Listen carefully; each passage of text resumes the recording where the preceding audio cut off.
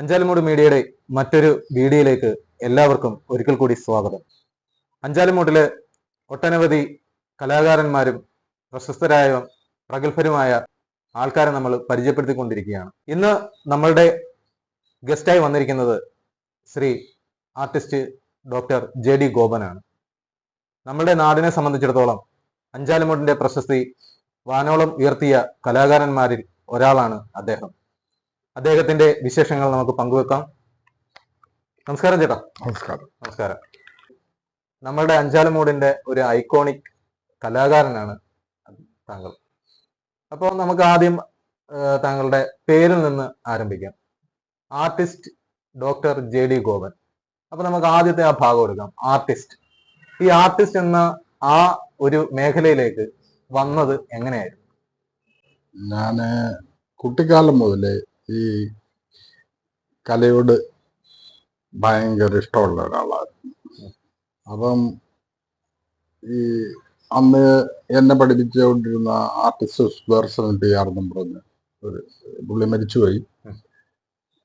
പുള്ളിയുടെ ചിത്രങ്ങൾ പല ഭാഗത്തും ഇങ്ങനെ കാണുകയും അദ്ദേഹം വരയ്ക്കുന്നത് പോയി നോക്കി നിൽക്കുകയും പിന്നെ പ്രഗത്ഭരായ ഏത് ചിത്രങ്ങൾ കണ്ടാലും നമുക്ക് ഒരു അറ്റാച്ച്മെന്റ് ഉണ്ടാവുക ഒരു പതിവാണ്. അങ്ങനെ വീട്ടിലിരിക്കുമ്പോഴൊക്കെ അന്ന് വീടൊക്കെ എന്ന് പറഞ്ഞാൽ ഇങ്ങനെയുള്ള സെറ്റപ്പുകളൊന്നും ഇല്ല. 9 മക്കളിൽ 8ാമത്തെ പുത്രനായി ജനിച്ച ഒരാളാണ്. ദാരിദ്ര്യം നല്ല മുറ്റു നിൽക്കുന്ന ആ ടൈമിലാണ് നമ്മുടെ വളർച്ചയും നമ്മുടെ കലയും ഒക്കെ. അപ്പോഴേ ഇങ്ങനെ പലരും വരയ്ക്കുന്ന പല ചിത്രങ്ങളും പോയി നോക്കി നിൽക്കുക. പിന്നെ നല്ല നല്ല പടങ്ങൾ കാണുമ്പോൾ അതിനോട് ആകർഷിക്കുക, അത് നോക്കി വരയ്ക്കുക. പിന്നെ എൻ്റെ വീട്ടിൻ്റെ മുമ്പിൽ ഞാൻ അന്ന് താമസിക്കുന്ന അഞ്ചാലുമൂട് പോലീസ് സ്റ്റേഷന് ഓപ്പോസിറ്റായിരുന്നു. അതിൻ്റെ മുമ്പിൽ ഒരു സ്തൂപം ഇങ്ങനെ വീട്ടിൻ്റെ അവിടെ ചേർന്ന് പണ്ട് ഈ ചകിരി പിരിക്കുന്ന ഒരു സ്തൂപം ഉണ്ടാകും. ആ അഞ്ചാലുമൂട് പോലീസ് സ്റ്റേഷന്റെ കിണർ കുഴിച്ചപ്പം കുറെ ചെളികൾ കിട്ടി എനിക്ക്. അവിടുന്ന് വലിയ ഒരു കിണറാണ് അവിടെ കുഴിച്ചത്. അപ്പൊ അതിൽ നിന്ന് ധാരാളം ചെളികൾ കിട്ടിയപ്പോൾ ഞാൻ അതിൽ നിന്ന് കുറെ ചെളികൾ എടുത്തുകൊണ്ട് വന്ന് മഹാത്മാഗാന്ധി, ജവഹർലാൽ നെഹ്റു, പിന്നെ അങ്ങനെ പ്രശസ്തരായ പലരുടെയും ചെറിയ ചെറിയ ശില്പങ്ങൾ എൻ്റെ ഭാവനയ്ക്കനുസരിച്ച് ഞാൻ അവിടെ ചെയ്തു വെച്ചു. അപ്പം ഇതിനകത്ത് പല മോഡലുകളുള്ള കിളികള്, പിന്നെ പല പടങ്ങളും നോക്കി അതിനകത്തുള്ള ശില്പങ്ങളൊക്കെ ചെയ്തു വെക്കുമ്പോൾ അന്ന് അഞ്ചാലുമൂട് പോലീസ് സ്റ്റേഷനിലെ സിറിൽ എന്നും പറഞ്ഞൊരു കോൺസ്റ്റബിൾ ഉണ്ടായിരുന്നു. അത് SI ആയി. ഇപ്പം പുള്ളി മരിച്ചുപോയി. അപ്പൊ ആ ശില്പങ്ങളൊക്കെ വന്നിട്ട് ചോദിക്കും, എനിക്ക് തരുന്ന മോനെ എന്ന്. അപ്പം ഒരു കോമ്പറ്റീഷൻ, ഒരു കോംപ്ലിമെന്റ് ആയിട്ട് ഒരു 5 രൂപ, അന്നത്തെ 5 രൂപ എന്നൊക്കെ പറഞ്ഞാൽ ഭയങ്കര വാലിഡിറ്റി ഉള്ള സമയമാണ്. 5 രൂപ, 10 രൂപ, അങ്ങനെ 50 രൂപയ്ക്ക് വരെ ഉള്ള ശില്പങ്ങൾ ഈ പുള്ളിക്കാരൻ മേടിച്ചോണ്ട് പോയി പുള്ളിയുടെ സേഫിൽ ഇപ്പോഴും വെച്ചിട്ടുണ്ട്. അതൊരു മോട്ടിവേഷൻ തന്നെ ആയിരുന്നു. അങ്ങനെ ഞാൻ SLCക്ക് പഠിച്ചുകൊണ്ടിരിക്കുന്ന സമയത്ത് ഒരു വലിയ ഇലക്ഷന്റെ വർക്ക് നടന്നുകൊണ്ടിരിക്കുക.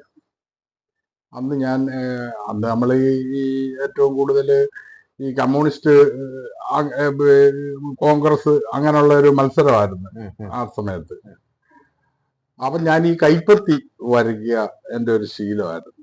അപ്പൊ അത് പെട്ടെന്ന് ഇങ്ങനെ കൈകൊണ്ട് നോക്കി വരയ്ക്കുക. അങ്ങനെ പല പല പടങ്ങൾ കാണുമ്പോൾ അതിനെ ഇമിറ്റേറ്റ് ചെയ്ത് വരയ്ക്കുക. അങ്ങനെ കാർട്ടൂണിലേക്ക് ഞാൻ തിരിഞ്ഞു. ഞാൻ ഒരു പ്രീ ഡിഗ്രി വിദ്യാഭ്യാസ സമയത്തൊക്കെ മധുരം വാരിക എന്നും പറഞ്ഞ നിറക്കൂട്ട് വാരിക എന്നും പറഞ്ഞൊക്കെ കൊല്ലത്ത് ലക്ഷ്മിയുടെയില് ഇത് വലിയൊരു ഉണ്ട്. അന്ന് ഇപ്പം കേരള ശബ്ദത്തിൽ വർക്ക് ചെയ്യുന്ന ജയചന്ദ്രൻ സാർ എന്നും പറഞ്ഞ് കക്ഷിയെല്ലാം അവിടെ ചേർന്ന് നിറക്കൂട്ടെന്നും പറഞ്ഞൊരു വാരിക തുടങ്ങി. അങ്ങനെ പുള്ളിക്കാരനുമായിട്ട് ഞാൻ പരിചയപ്പെടാൻ ഇടയായി.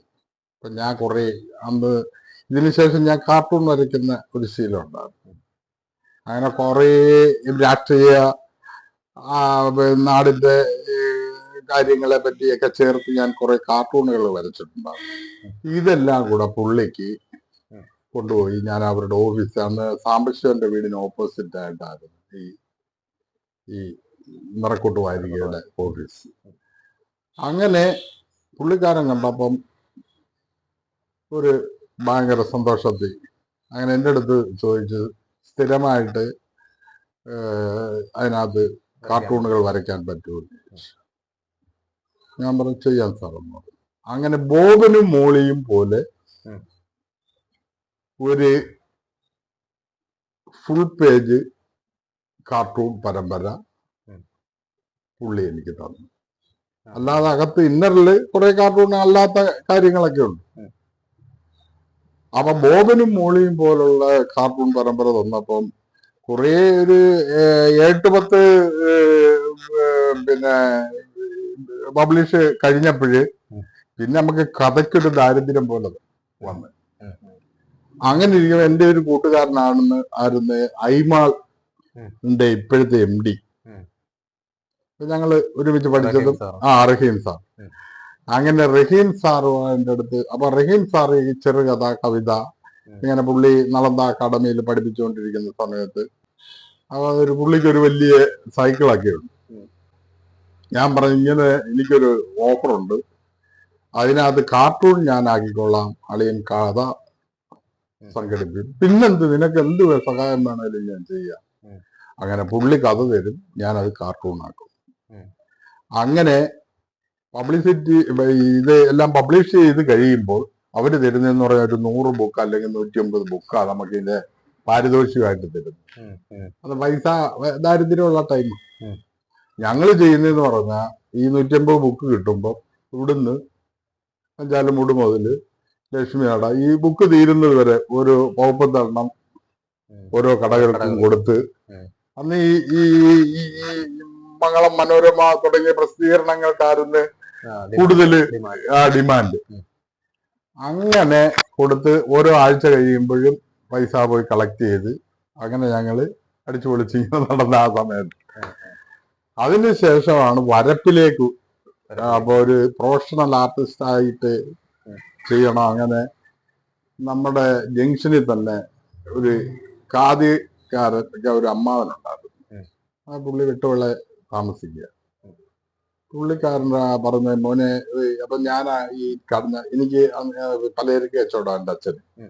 ആ കടയിലെ വഴിക്ക് ഈ ചാക്ക് കണക്കിന് എടുത്തോണ്ട് വരും. അപ്പൊ അത് ഞാൻ തലേ ചുമന്ന അവിടെ കൊണ്ടുവന്ന് കടയിൽ കൊടുക്കുന്നത്.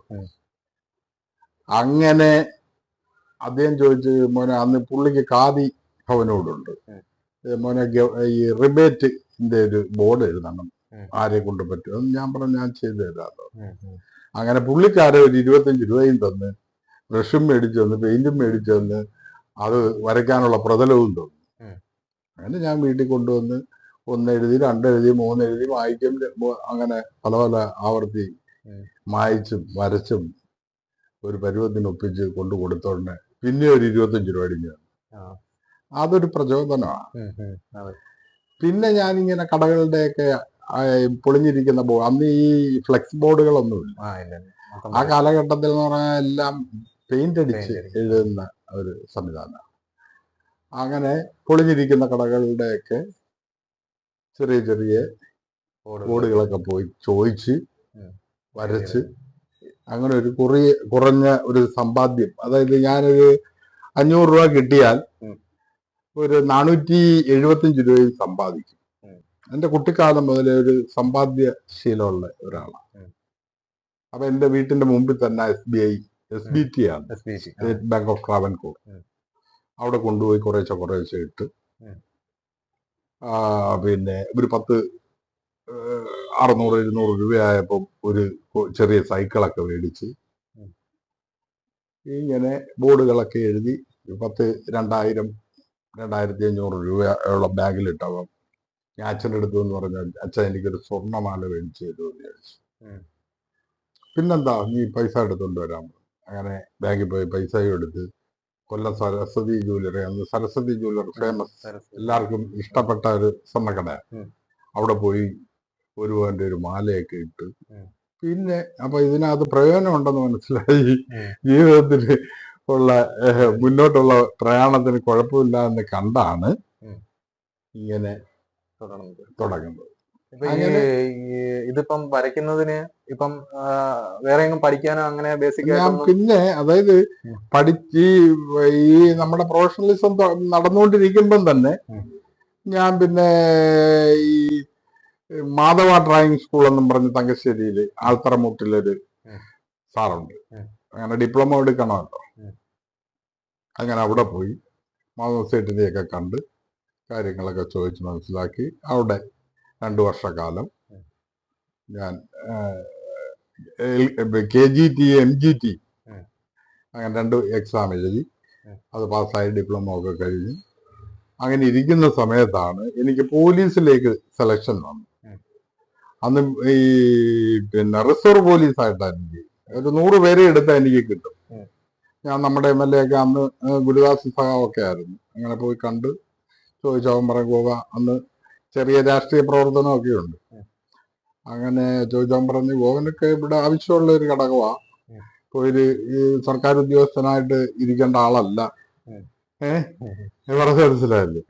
അങ്ങനെയൊക്കെ പറഞ്ഞപ്പോഴ് എനിക്ക് അത് ആ പറച്ചിലിനോട് എനിക്കത് അങ്ങനെ നയനാർ സർക്കാർ കയറിയ സമയമാണ്.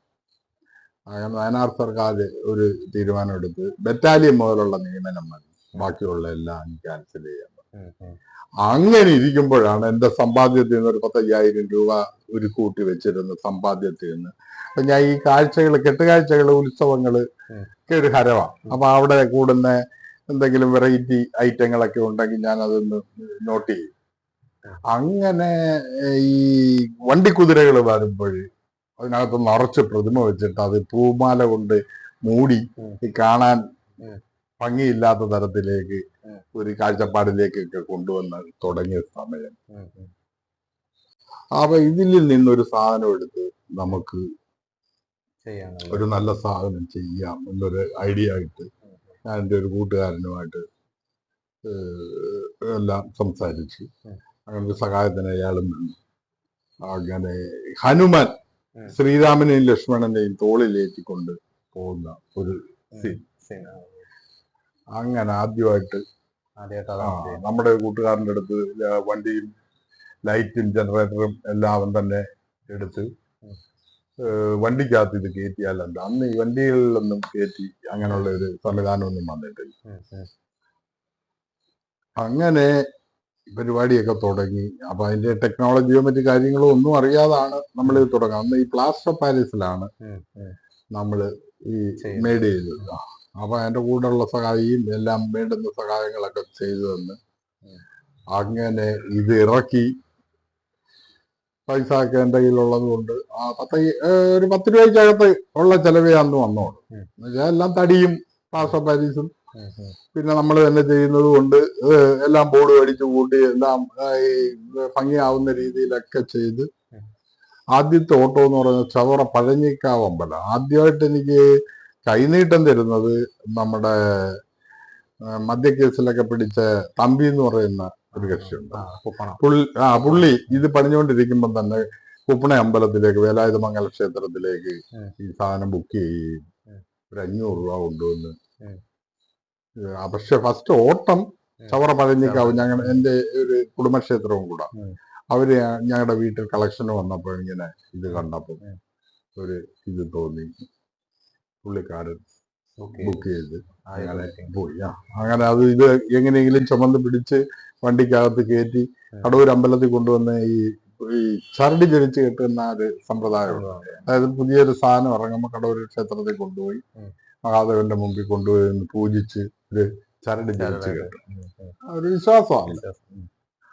അങ്ങനെ അവിടെ ചെന്ന് കടൂരെ ഇറക്കം അങ്ങോട്ട് ഇറങ്ങിയോണ്ട് കാല് 2 കൂടി. പിന്നെ ഇളിയുണ്ടങ്ങ് ഓടിക്കും. ഞാൻ വിയർത്ത് നാറി എന്ത് ചെയ്യണമെന്നറിയാതെ 10-15 ജോലിക്കാരെയൊക്കെ കയറ്റിയാ പോകുന്നത്. അപ്പൊ എന്റെ കൂടുതൽ സഹായിയായിട്ട് തന്നെ രവിയാശാൻ എന്നും പറഞ്ഞൊരു കക്ഷിയുണ്ട്. കൃഷി പറഞ്ഞ് നമുക്ക് എന്തെങ്കിലും ചെയ്യാം. അപ്പൊ ബുക്ക് ചെയ്തില്ലേ, ബുക്ക് ചെയ്തവർക്ക് സാധനം കൊടുത്തല്ല പറ്റും. അങ്ങനെ ഹൈസ്കൂൾ അന്നൊരു ഞായറാഴ്ച ദിവസമാണ്. അങ്ങനെ കളക്ടറേറ്റിന്റെ മുമ്പിൽ, കൊല്ലം കളക്ടറേറ്റിന്റെ മുമ്പിൽ ഒതുക്കി ഇടിപ്പിച്ചിട്ട് നീ തൊണ്ട് ഇഷ്ടസുലഭമായിട്ട് കിട്ടുന്ന അപ്പൊ ഒരു വലിയ ലോറിക്കകത്തുനിന്ന് തൊണ്ട് ഇങ്ങനെ കൊണ്ടുവരുന്നതാണ്. ഞാൻ കൈ കാണിച്ചിട്ട് ചേട്ടാ കുറച്ച് തൊണ്ട് വേണം, ഇങ്ങനെ ഈ ഒരു സംഭവം പറ്റി, അത് കൊലയാതിരിക്കാൻ എന്തെങ്കിലും ചെയ്യാൻ. കുഴപ്പമില്ല എന്നും പറഞ്ഞ് മേളിൽ കയറി എന്റെ കിളി ഒരു 10-25 തൊണ്ട് താറയിലോട്ടിട്ട് അതെല്ലാം വയലി ഈ ബേസ് പോലെ ഒരു ഷോക്ക് അബ്സർവ് പോലെ എങ്ങനെയെങ്കിലും പരുവത്തിൽ പോകുന്ന വഴിക്കൊക്കെ ലൈൻ കമ്പിയിലൊക്കെ തീയും പിടിച്ച്, അപ്പൊ ഇതിന്റെ ഹൈറ്റ് ഇതെങ്ങനെ ചെയ്യണം എന്നതിനെ പറ്റി ഒന്നും ഐഡിയ ഇല്ല. അങ്ങനെ അവിടെ ചെന്ന് ക്ഷേത്രത്തിൽ ചെന്നപ്പം എല്ലാം ഇളിയും കാലും കയ്യും എല്ലാം പൊട്ടി കളിങ്ങിരിക്കും. ഇത് വൈകിട്ട് 4 മണിയാകുമ്പോൾ പ്രോഗ്രാം തുടങ്ങും, അവർക്ക് സാധനം കൊടുക്കണമല്ല. അങ്ങനെ ഇരുന്ന് ഇങ്ങനെ ആലോചിച്ച് പല ടെൻഷനാകാം. ആലോചിച്ച് ഇങ്ങനെ ഇരിക്കുമ്പം എന്തായാലും ഒരു ഐഡിയ ഇടാമെന്നും പറഞ്ഞാൽ ഒരു ഐഡിയ ആയിട്ട് ഒരു സൈക്കിള് അവിടുന്ന് സംഘടിപ്പിച്ച് ഞാൻ ഈ രവിയാശാനെയും കൂടെ കയറ്റി ഇന്ന് ചവറ വന്നപ്പം അന്ന് ഞായറാഴ്ചയാകുമ്പോൾ കടകളെല്ലാം അടവും. ചവറ ശങ്കരമംഗലത്ത് വന്നപ്പം 2 കട തുറന്നിരിപ്പുണ്ട്. ഒരു പെയിന്റ് കടയും തുറന്നിരിപ്പുണ്ട്, ഒരു തുണിക്കടയും തുറന്നിരിപ്പുണ്ട്.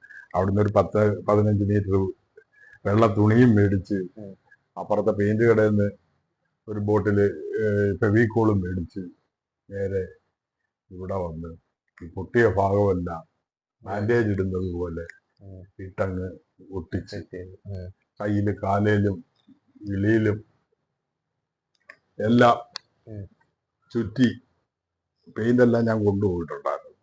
പെയിന്റ് ചെയ്ത് മാറ്റിപ്പോയി ഭക്ഷണമൊക്കെ കഴിച്ച് വന്ന് ഡ്രൈവറുടെ അടുത്ത് ഞാൻ പറഞ്ഞു, വൈകിട്ട് ഒരു 3 മണിയായപ്പോൾ ഞാൻ പറഞ്ഞു വണ്ടി ഒന്ന് എടുക്കാൻ പറഞ്ഞു. കുഴപ്പമില്ല.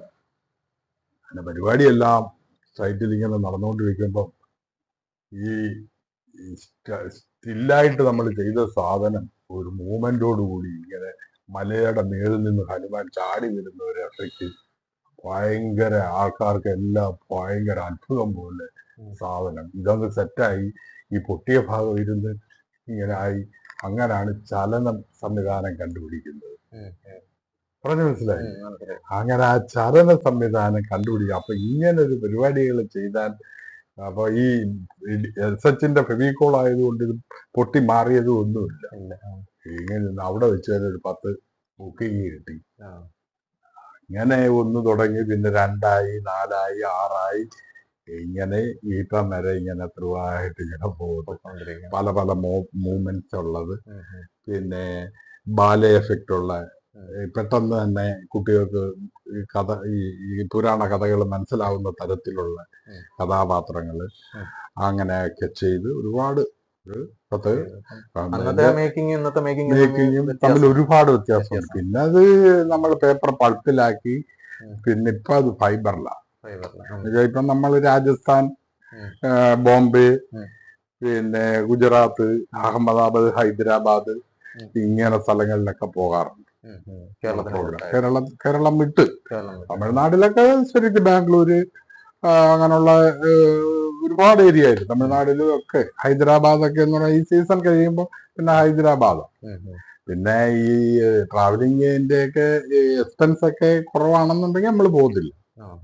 അങ്ങനെ കേരളം മുഴുക്കെ. പിന്നെ ഗുരുദേവന്റെ ഒരു പ്രതിമ അമേരിക്കയിൽ കൊണ്ടുപോയിട്ടുണ്ട്. അങ്ങനെ ഒരുപാടായിട്ട്. പിന്നെ എൻ്റെ മനസ്സിലുള്ള ഒരു ഐഡിയ എന്ന് പറയുന്നത് ഒരു ആർട്ടിഫിഷ്യൽ ഫോറസ്റ്റ് ചെയ്യണമെന്നുള്ള ഒരു ഐഡിയ ഉണ്ട്. അത് എല്ലാം വയനാട് ഗാന്ധി ഭവൻ എന്നും പറഞ്ഞ് ഒരു പാർട്ടി വന്ന് എഗ്രിമെന്റ് ഒക്കെ എഴുതി അന്ന് അഡ്വാൻസും ഒക്കെ തന്നേച്ച് പോയതാണ്. പുള്ളി ആത്മഹത്യ ചെയ്തത്, പുള്ളിക്ക് സാമ്പത്തികമായിട്ടുള്ള. അപ്പൊ ആർട്ടിഫിഷ്യൽ പുള്ളിക്കൊരു 19 ഏക്കർ ഇങ്ങനെ കാടും കുന്നും ഒക്കെയുള്ള സ്ഥലം ഉണ്ടായിരുന്നു. എല്ലാം ഞങ്ങൾ പോയി എല്ലാം വെരിഫൈ എല്ലാം ചെയ്തുകൊണ്ടിരുന്ന സമയത്ത് പുള്ളി ബാധ്യത ഇത് വന്ന് പുള്ളി സൂയിസൈഡ് ചെയ്തു. നല്ലൊരു വ്യക്തിയായിരുന്നു.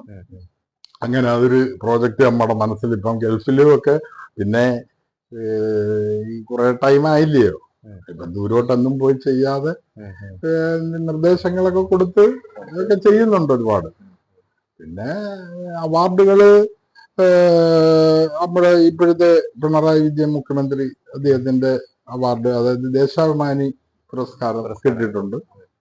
പിന്നെ KR നാരായണൻ പുരസ്കാരം, പിന്നെ മിക്കവാറും എല്ലാ ക്ഷേത്രങ്ങളും, പാരിപ്പള്ളി കൊടിമൂട്ടിൽ ക്ഷേത്രത്തിന്റെ അവാർഡുകൾ, പിന്നെ കേരള കൗമുദിയുടെ അവാർഡുകൾ. പിന്നെ അവാർഡ് എന്ന് പറയുമ്പം ഈ സെൽഫ് നിറച്ച അവാർഡുകളാണ്. പിന്നെ അല്ല, കഴിഞ്ഞ പ്രതിപക്ഷ നേതാവായിട്ടിരുന്ന രമേശ് ചെന്നിത്തല, അങ്ങനെ ഒരുപാട് അച്ചീവ്മെന്റുകൾ കിട്ടിയിട്ടുണ്ട്. നമ്മുടെ കല, പിന്നെ നമ്മുടെ സൃഷ്ടിക്കുള്ള എന്ന് പറഞ്ഞാൽ എല്ലാം വ്യക്തമായ ഒരു സാധനം. അതായത് കണ്ടാൽ ഒരു ശിവനെ പണിഞ്ഞാൽ ശിവന്റെ ഫേസ്, നിങ്ങൾ പല പ്ലോട്ടുകളും നിങ്ങൾ കണ്ടിട്ടില്ലേ? അപ്പൊ നമുക്ക് മനസ്സിന് വിഷമം ഉണ്ടാക്കുന്ന തരത്തിലുള്ള രൂപങ്ങളായിപ്പം ഇത് നമ്മള് പബ്ലിക്കിലേക്ക് അവതരിപ്പിക്കുമ്പം ഒരു ശിവന്റെ മനസ്സിൽ നമ്മൾ എങ്ങനെ ഒരു രൂപം കാണുന്നത്, അത് പ്രത്യക്ഷത്തിൽ നമ്മൾ വളരെ കാൽക്കുലേറ്റ് ചെയ്ത്, അപ്പം എന്നോട് സഹായിക്കുന്ന ഒരുപാട് ആർട്ടിസ്റ്റന്മാരുണ്ട്. അത് നല്ല വ്യക്തതയോടുകൂടി ചെയ്യുക എന്നുള്ള ഒരു പോളിസി ഇപ്പോഴും തുടർന്നു പോകുന്നു. അത് ക്വാളിറ്റി അല്ലാത്ത ഒരു സാധനം, നമുക്ക് ഇഷ്ടപ്പെടാത്ത ഒരു സാധനമാണെന്നുണ്ടെങ്കിൽ നമ്മൾ അതിനെ കട്ട് ചെയ്യും. അത് നമ്മുടെ മനസ്സിൽ ആ രൂപം, ഒരു ശിവന്റെ മുഖം അങ്ങനെ, പാർവതി ദേവിയുടെ മുഖം അങ്ങനെ, ഒരു ഹനുമാന്റെ മുഖം അങ്ങനെ, അത് കറക്റ്റ് ആയെങ്കിൽ നമ്മളത് പബ്ലിക്കിലേക്ക് ഇറക്കത്തുള്ളൂ. നമ്മളൊരു അതുപോലെ തന്നെ പിന്നെ അനോട്ടമിക്കൽ സ്ട്രക്ചർ അനുസരിച്ച് കാല് തേമ്പിയതും കൈ തേമ്പിയതും ഇങ്ങനെ വികൃതമായിട്ടുള്ള ഭഗവാന്റെ സൃഷ്ടിയല്ലേ. അപ്പൊ അതിൻ്റെതായ ഭാവവും ഘടന, ഒരു ശരീരം എന്ന് പറയുന്ന 7.5 അളവാണ്. അത് നമ്മള് അളന്ന് വെച്ചാണ് അതിന്റെ വലിപ്പം കൂട്ടുന്നത്. പിന്നെ സാധാ മൂവ്മെന്റുകളിൽ നിന്നൊക്കെ മാറി ഇപ്പൊ ഹൈഡ്രോളിക്കായി. ഇത് നമ്മളൊരു സാധനം ഉണ്ടാക്കുന്നത് നോക്കി നിൽക്കുന്ന ഒരുപാട് ടീമുകളുണ്ട്, അതിന്റെ പേരിടാനും. പറഞ്ഞു മനസ്സിലായി? ടെക്നോളജി എല്ലാം നമ്മളാണ് വെച്ചിട്ടുള്ളത്. പിന്നെ ഇവിടെ നിന്ന് പല സഹായികളും ആർട്ടിസ്റ്റ് എന്ന പേരിൽ ഇപ്പൊ പല സാധനങ്ങളും വരുന്നുണ്ട്. അതൊക്കെ ജീവിതം. അപ്പൊ അവർക്കൊരു നാന്ദി കാണിച്ചു കൊടുത്തു, അവരുടെ ജീവിതം ശോഭനമാവുന്നെങ്കിൽ ആകട്ടെ, അതിലൊന്നും നമുക്ക് പക്ഷെ നമ്മളിറക്കുന്ന ഒരു സാധനം ക്വാളിറ്റിയും അതിന്റെ വ്യക്തതയും ഒക്കെ ഉണ്ടായ ഒരു സാധനം നമ്മൾ ഇറക്കത്തുള്ളൂ. അതുകൊണ്ട് പിന്നെ അത് അത്രയും പവിത്രമായിട്ടാണ് നമ്മൾ സൂക്ഷിക്കുന്നത് തന്നെ. ഇനി മറ്റൊരു കാര്യം കൂടി, ഇപ്പൊ പേരിന്റെ കൂടെ നമ്മൾ ആർട്ടിസ്റ്റ് പറഞ്ഞു, എന്റെ കൂടെ ഒരു ഡോക്ടർ കിടന്നു. ഡോക്ടർ, അതായത് ഞാന് 2010 എനിക്ക് നമ്മുടെ ഇതിനെ പറ്റി ഒരു സ്റ്റഡി ചെയ്യാനായിട്ട്, നമ്മുടെ ഇതിന്റെ എങ്ങനെയാണ് ഇതിനെപ്പറ്റി ഇതേപോലെ ചേട്ടൻ വന്നതുപോലെ ഒരു സ്റ്റഡി ചെയ്യാനായിട്ട് ഒരു കക്ഷി വന്നു. പറഞ്ഞു ഇതിനകത്ത് നമുക്കൊരു ഡോക്ടറേറ്റ് എടുക്കാമല്ലോ. ഈ പുരാണ കഥാപാത്രങ്ങളും ഉത്സവങ്ങളും പിന്നെ കലയും എന്നതിനെ പറ്റി ഒരു പ്രബന്ധം. അപ്പൊ അതിന് എന്റെ മനസ്സിലുള്ള ഐഡിയ പറയാൻ പറഞ്ഞു. അങ്ങനെ ഐഡിയ പറഞ്ഞൊരു പ്രബന്ധം ആക്കി അത് ഇന്റർനാഷണൽ യൂണിവേഴ്സിറ്റിക്ക് കൊടുത്ത്, അങ്ങനെ ഇന്റർനാഷണൽ യൂണിവേഴ്സിറ്റിയുടെ മലേഷ്യ വെച്ചായിരുന്നു അതിന്റെ ചടങ്ങൊക്കെ. ഭയങ്കര ലോകത്തുള്ള എല്ലാ അത് പലരും അത് കാശ് കൊടുത്ത് മേടിച്ചു എന്നൊക്കെയാ പറഞ്ഞത്. പക്ഷെ നമ്മളിതില് 12 വയസ്സ് മുതൽ നമ്മൾ ഇതിന്റെ അപ്പൊ ഈ കഷ്ടപ്പാടൊന്നും ഇപ്പൊ ആൾക്കാർ കാണുന്നില്ല. അന്നത്തെ JD ഗോപനല്ല ഇന്നത്തെ JD ഗോപൻ. എന്റെയൊക്കെ കുട്ടിക്കാലത്ത് JD ഗോപൻ എന്ന് പറയുന്ന ഒരു ആർട്ടിസ്റ്റിന്റെ പേര് നമ്മൾ പലപ്പോഴും കാണും. എനിക്ക് തോന്നുന്നു നമ്മുടെ അഞ്ചാലമുട്ടി സംഗീത ജുവല്ലറി ഉണ്ട്.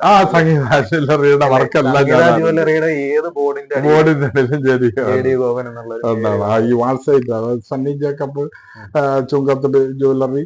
അപ്പൊ അതുപോലെ തന്നെ ഈ മൈക്ക് ഇതിനൊക്കെ ഒരു നിരോധനം വന്ന ഒരു കാലഘട്ടം ഉണ്ടാകും.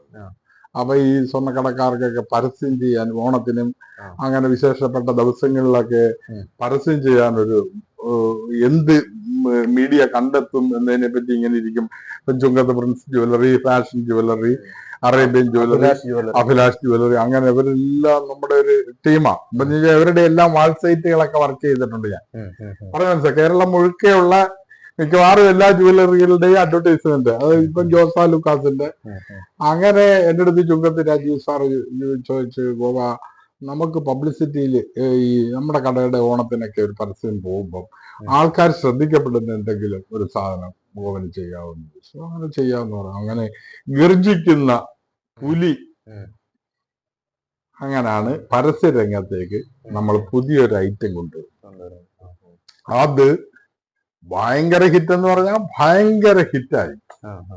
എല്ലാ മൂവ്മെന്റ്സും ഒരു പുലി എന്തൊക്കെ ചെയ്യുന്ന അതിന്റെ സൗണ്ട്, മൂവ്മെന്റ്, കയ്യ്, കണ്ണ്, അങ്ങനെ തല, ഇതെല്ലാം വർക്ക് ചെയ്യുന്ന രീതിയിൽ അന്ന് ഉന്തുവണ്ടിയിൽ ഈ 3 വീലില് ഇത് ഉരുട്ടിക്കൊണ്ടാണ് നടക്കുന്നത്. ചിന്ന കട അങ്ങനെ ഇതങ്ങ് ഹിറ്റായി. ആൾക്കാർക്കെല്ലാം ഇത് നമുക്ക് പരസ്യത്തിന് വേണം വേണം വേണം എന്നുള്ള.